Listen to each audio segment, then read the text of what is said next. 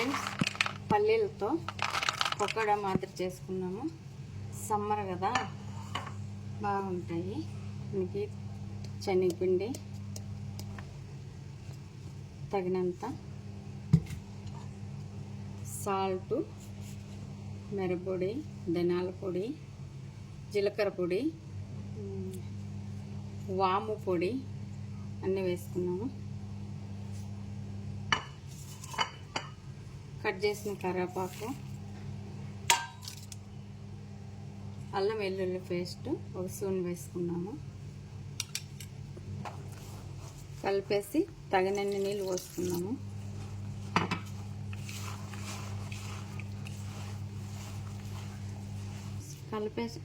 కలిపేసిన friends, ready అయిపోయింది.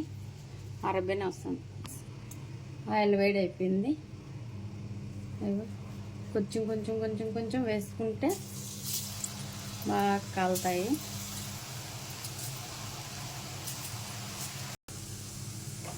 Friends చూడండి, ఇట్లా బాగా నిదానంగా సన్న మంట మీద ఏగితే లోపల శనగింజ బాగా ఎగుతుంది. లేదంటే పచ్చిగా ఉంటుంది.